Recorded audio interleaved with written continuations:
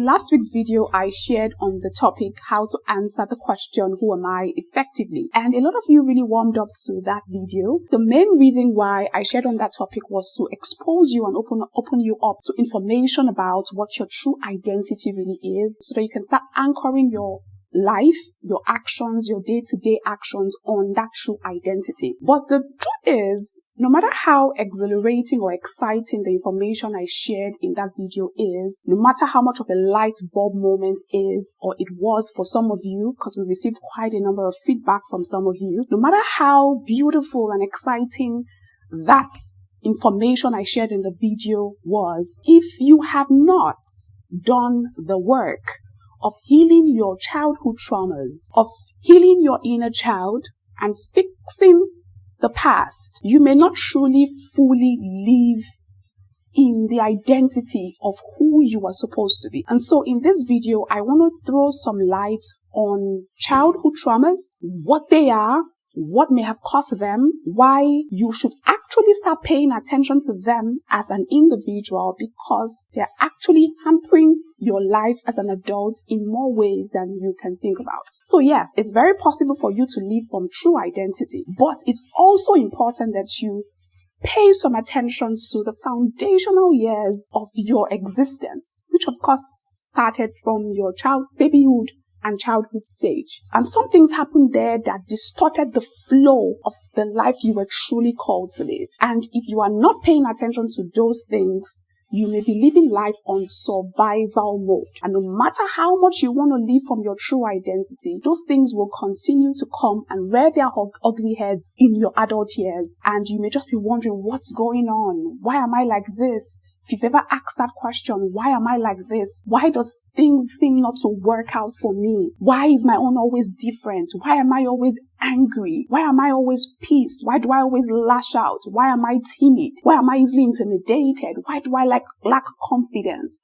Why don't I open up my mouth to speak? Why don't I have a voice? All of those things actually stem from your foundational years. And I want to shed more light on them into this video. So let's get right into this conversation, because I know that it's definitely going to bless somebody who is watching today. So I already explained to you that your true self is a powerful, confident, creative, innovative, intelligent, wise, smart person made in the image and in the likeness of God, and has been enabled to prosper, to excel, to bring forth, to multiply, to replenish, to subdue, to create order, and to make this life much more better for not just yourself, but everybody else as well. That identity clearly shows you that you are a valuable and you are a worthy person, worthy of existence and valuable to life in general. But the problem is that a lot of us came in through very dysfunctional homes, through very dysfunctional systems. A lot of us had very dysfunctional childhood experiences. Now, let me take a moment to tell you about the importance of the foundational years of a person. You already know that when you're trying to build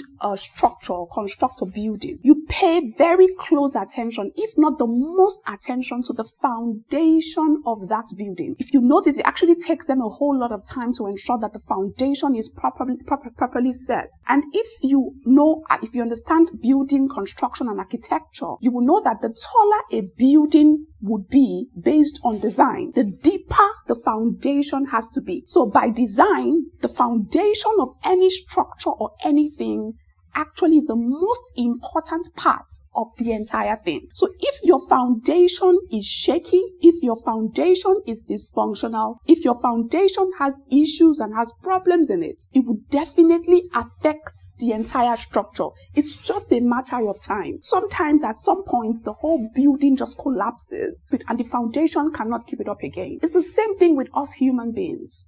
A lot of us were born into dysfunctional homes. We were born into parents who weren't self-aware, emotionally intelligent, who didn't know how to truly parent us and guide us based on our true identity. They didn't teach us the things that we were supposed to learn to help us actually live life from our true identity. Some of them, even apart from not just teaching us, most of our parents didn't even know. They had very limited information. Information is at everybody's fingertips now. But our parents didn't know much. They trained us and brought us up based on their own wounds and challenges and ignorance, the things that they experienced in their own lives. Because truly, a person can only give you what they have. So some of our parents were not intelligent enough. They were not emotionally aware. They were very bitter and angry. They didn't understand the concept of love. They didn't understand the concept of mental health, emotional health. They didn't even understand the concept of identity. So they raised us with what they knew, and most often than not, what they knew and taught us was not enough for us. In fact, some of them were even negative things that made us develop very limiting beliefs, negative beliefs that is now hampering with us as adults. I can say this clearly because I'm somebody who was brought up in a dysfunctional home. I'll put it that way. No shade to my parents. Like I said, we're not blaming parents now. They did their best, but their best was not sufficient enough to actually help us really see clearly who we are and what we're supposed to be. So I can tell you for a fact that childhood traumas and the pain that we felt as children still lingers. That inner child is still there, crying and calling at us, tugging at us. And it shows itself in our behaviors, in our attitude. When you're timid and shy, that's not normal behavior. People say it's normal to be shy. It's not normal to be shy. You were probably not just taught how to self-express yourself. You were probably not taught your self-esteem your self-esteem bank was not filled up. When, for example, you had parents who would lash out at every time you come to them to ask them for something. How do you think you're going to grow up as a person? You would put your voice down and not think that you have a voice, and you suppress your voice. When you come into society and you're living with other people who come from different walks of life, you are not bold and confident enough to express yourself because your parents taught you to hush and not express yourself through, not just by telling you keep your mouth shut, but by always shutting you up each time you opened up your mouth to express yourself to them. When you were crying and hurting, your parents didn't know how to process that pain, and they would always lash you for crying. Crying was your way of expressing yourself as a child. But instead of them to bring you closer and ask questions to understand why you're throwing a tantrum or why you're crying, they shut you up with what? Beatings and cane. Someone comes to report you to your parents. Your parents didn't even care or don't even care to hear your own side of the story. They automatically just take the person's side just because that person is an adult. They take the person's side and then they cast judgment on you and punish you for what somebody else came to do. Your parents probably taught you that perfection is the way to go. They drilled you and pushed you, made you read books, made you study long hours, and in your mind you think you should not ever make a mistake in this life. You must always be on your toes. You must always be on alert. All of those things are things that actually were not necessarily taught you directly, but were things you experienced that has now shaped your mindset as an adult. And you need to pay attention to those things. If you were brought up in a slum, in a negative environment, in a rowdy environment, you can already just start to naturally, you would already start to believe and think that life is poor, that there is no opportunity for you because everywhere you turn around, it's dirty. It's noisy. It's bad. Everywhere doesn't look like the image you actually really truly want to see. And before long, you can just take that on and normalize it if you are not exposing yourself to true information. And then you grow up as an adult having a scarcity mindset. You become somebody who goes through life thinking that there will never be enough. There will never be anything. Nothing good would ever amount through my life, or nothing good would ever happen through my life. All of these things are things that happen to us as children, conditioning that happened to us as children. A lot of us have grown into adults now and we are not paying attention to these things. Mothers will groom their girls, make them pretty and perfect and say, oh, your life is only worth something when you're married to a man. They may not even say it in those exact words. They will say things like, is that what you're going to be doing when you get to your husband's house? Making it look like your whole existence is only important when you are in a man's house. Then you grow up with the mindset that My existence is anchored on a man's validation or a man's approval of me. And then everything you do about your existence is just to seek the validation of the man. When the man is not validating you, you get hurt. You get heartbroken. You wonder what's going on. Maybe you are the one who is always dramatic and chaotic in your life. In your friend group, you are the dramatic one. You don't understand why you're so dramatic. Somebody would ask you a sincere question and ask you something. You would throw up a tantrum and almost want to fight them. You always have a defense. You're always very defensive. Maybe because you experienced a chaotic childhood. Maybe you are the one who is such a high performer. You're very intelligent. You're very sound. You're very smart. But then when it comes to execution, you bring in procrastination. You feel timid. You feel shy. You don't want to come out and express your intelligence and your brilliance. It's because you were not taught how to do that. Maybe you have antisocial skills. You were not taught how to relate with other people. Your parents didn't expose you to friend groups when you were younger. So you grew up thinking, oh, I'm an introvert. I don't talk to people. I don't like talking to people. No, it's because you did not develop those skills at a young age. Nobody taught you. Those are things you need to learn to actually truly express your identity as somebody who is intelligent, smart, wise, creative, and innovative. So if you're not paying attention to these things, you would wonder why your adulthood is so chaotic. Why is it? Why is my own different? Why am I not winning like I should? It's because somewhere in your subconscious mind, etched deep inside your subconscious mind, is the conditioning that you got as a child during the foundational years of your existence. The foundation is shaky, and you need to go back into it and fix it. And that's what we call childhood traumas. There is an inner child inside of you that is not willing to free you or set you free because who freed her? Nobody freed her. She went through life confused. He went through life confused. Nobody taught him anything. Nobody taught him the way to go. Even as a guy, for example, you weren't taught how to dress. You weren't taught how to be a man by the people who were supposed to teach you that. For a woman, you weren't taught how to be a woman in quotes. You weren't loved. Some women didn't even grow up with fathers who should have instilled this fatherly love in them, so that they will stop being man thirsty all the time, looking for a man that's not looking for them. All of these things is as a result of the dysfunctional childhood experiences. And let me tell you something. No matter how perfect you think your childhood was, there is something in your childhood that is still rearing its ugly head in your adult years. And you need to pay it attention. You can heal fully. I know that you can. But healing actually starts with bringing in some level of awareness into your life. Bringing in some level of awareness that this thing happened. I'm not pushing it away. It definitely happened. And it's my responsibility to actually go fix it. So because of this shaky foundation that a lot of people have grown on, they have now built or they are living life through or using a wrong identity. And no matter how much you hear about your true identity, if you don't go back to your foundation and fix the issues, bring awareness and shine lights on the things you suffered as a child that nobody ever explained to you why. If you don't go back and sit with that little girl or that little boy that went through all they went through, I tell you, no matter how much clarity you get on your true identity, you may still actually be functioning from the wrong identity, or what I like to call survival mode. Like I said, your subconscious mind is what powers your whole existence as a human being. And in your subconscious mind is what lies your conditioning.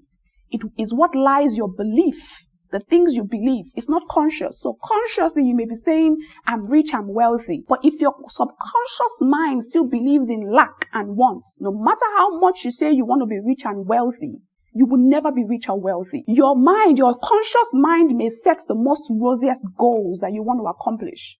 But if your subconscious mind does not permit it, does not think that you can, is not confident enough to believe that you can, then no matter the kind of goals you set in your conscious mind, you will not be able to accomplish it. And again, remember, your subconscious mind forms or is formed from what you have programmed it with, from your experiences that you were not even conscious of. This is a very deep matter, and it's important that everyone is paying some level of attention to actually healing their childhood traumas. There is an inner child that is calling for your attention. That attention is being called in different ways. When somebody tries to give you feedback on something, you lash out in anger, you lash out in defense. But the person is wondering, what did I say that is making you angry? That person doesn't understand that it's an inner child in you that is lashing out. You see an opportunity in front of you, instead of you to take advantage of it confidently, you shrink in timidity. That shrinking is your inner child shrinking, saying, no, how can you go for that opportunity? I'm shy, I'm timid. We don't do that over here because that's not what we were taught. Your inner child is still talking every single day. You find yourself in a situation where you know that what you're about to do is not morally right, but you go ahead and do it. And then afterwards, you start to feel guilty and ashamed of yourself. It's because nobody ever grounded you in the truth of holding on to your values, regardless of what let come what may. So it's very, very important that you are paying very much close attention. As much as you're learning about your true identity, be learning about your conditioning, your wiring, and then pay much attention. Have a strategic plan on how you must reparent that little child that was not taught the valuable skills and lessons that it needs to thrive and live life from true identity. Imagine this, guys. Imagine you were born into a parent like me. I always say to anybody who cares to listen that my daughter, or my children, because, I want to have a daughter. But let me say my children. My children, hey, God, I beg. I always say they don't have to say the prayer of confession, the prayer of salvation to be born again, because they would already come out born again. If that makes sense. Before they even come out, I would already start telling them who they are. Then when they now finally come out from their very babyhood stage, I'm already putting in them information that will let them know who they truly are. Their programming will be correct. And that's why I'm doing the work on myself, so that I can break the cycle that came from my mom and her mom and their rest. It ends with me. I'm making that decision so that my daughter and my son and whoever is going to come out of me will come out programmed correctly. Because imagine if you were brought up in the right programming, with the right setting, in the right environment, where everything around you looks like the vision you're seeing of yourself inside. I'm telling you that you are the blessed of the Lord, that you're fruitful and productive, and I'm teaching you how to be fruitful and productive as a parent. Imagine if you were born in that kind of parent, in that kind of environment. But unfortunately, a lot of us weren't born, and it's up to you now. It's up to you now to fix it. It's up to you now to fix it, to reparent yourself, to heal yourself, to rebrand yourself, remodel yourself, and make yourself aligned with your true identity. And it requires some level of work. Before I wrap up this episode, I would like to touch on a little bit about the source of pain. That pain you feel, whether it is from the pain of not accomplishing what you wanted to accomplish at a certain age, or a man broke your heart, or a woman hurt you, or somebody dealt you a bad hand, or life has not been nice to you. You feel pain, you feel depressed, you feel anxious, you feel sad. Let me tell you something about pain.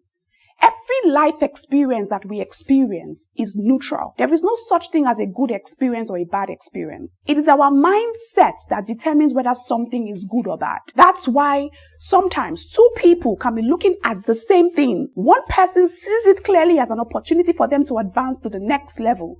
The other person sees it as what? Victimhood. Life is against her. Life is unfair. Life is this. Why? It's because of their mindsets. So you are only seeing life based on your perception of life due to what you have accumulated in your subconscious and your conscious mind. So there is no such thing as a painful experience. You are only experiencing pain because of the condition of your mindsets. And you can't actually change it. You have the power to change things. So I put down here that whether your life feels painful or pleasurable, whether you feel stuck or free, is in a large part a reflection of how you interpret and respond to your experiences based on your belief system. Again, your belief system is not in your conscious mind. It's in your subconscious mind. And your beliefs, your mindset, and how you've processed your pain actually shape the reality that you live in right now. So the question I have to ask you is this. What is your belief system? What was your foundational years like? Did you really have the most functional, beautiful, positive, perfect, excellent foundation? Or was your foundation the opposite? Were you the one who was abused verbally, physically, mentally? You were abused sexually. Those things are hurting you now as an adult, and you need to fix it. When the foundation of your identity is built on fear, rejection, dysfunctionality, or confusion, we often form what I call a wrong identity, trying to be who we think others want us to be instead of who we truly are. If you were brought up in a household where the leader of the home was drunk, was always angry, had a poverty mentality, didn't really care about life, was very emotionally unintelligent, very unstable, didn't care about you, didn't care about your feelings, how do you think you're going to be as an adult? There's a little child who needs your help. There's a little child who is calling on you, and she needs you to pay her some attention. I put here that children don't question experiences. They interpret them. And whatever interpretation they form becomes a belief. I'm reading your life to you now. When you experience something, you don't question it as a child. You interpret it. And whatever interpretation you give based on what you are experiencing becomes your belief. And whatever belief that you hold as a child becomes your identity. May not be the true identity, but it becomes an identity, which is now what I call a wrong identity if that belief system was filled with or is filled with experiences that are very negative or misaligned with your true identity. And whatever identity they adopt becomes their life pattern. That's how trauma becomes personality. So my charge to you today is this. You need to heal your childhood trauma. You need to call forth your inner child. You need to sit her down or sit him down and have a conversation with her. Of course, it's not something that happens in one day. It's not a day's work. It will take strategy and a practical plan to make that happen. And that's why we are bringing to you in March the Healing Your Childhood Trauma webinar. Now, this webinar is actually a very instructive one because when I was asking God for direction on what to do, we actually plan to host webinars every quarter this year. And I remember in my prayer closet when I was asking him about what the theme or the title of this webinar should be, he said, clearly, I remember so clearly, he said, make it about healing your childhood traumas. Bring light into it so that my people can start living in their true identity by first of all confronting the wrong identity, taking it out of the way and replacing it with a fresh one. So this March on the 21st, we're going to be dealing with the topic Healing Your Childhood Trauma. It's going to be a 4-hour webinar and I'm not going to be doing it alone. I'm doing it with 2 expert guest speakers, Miracle Femi Lazarus and Colonel Dimeji. Now, these 2 people were carefully selected because Miracle, for example, is an expert psychologist. I've seen her work. Some of you know her as Pastor Miracle, Pastor Femi Lazarus' wife, but I know her as a psychotherapist because she actually owns a clinic where she helps people go through mental health issues, trauma issues like childhood traumas. So she was carefully selected as our main guest speaker because she has a lot to share and teach on the topic. Same thing with Colonel Dimeji. He also is very experienced and has trained the military in dealing with not just post-PTSD experience, but childhood trauma experience. And then when I had a meeting with our guest speakers and shared the idea with them, in fact, I didn't have to say much. They already knew what I was talking about. And they started pouring and sharing with me what they would be teaching during the webinar. And I was very, very, very pleased. God approved it.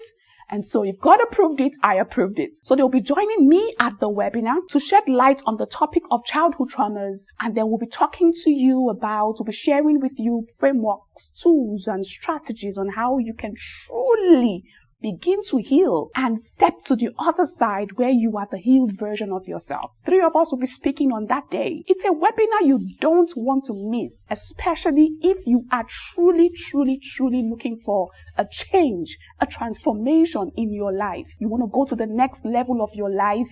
You need to start from the foundation and fix it.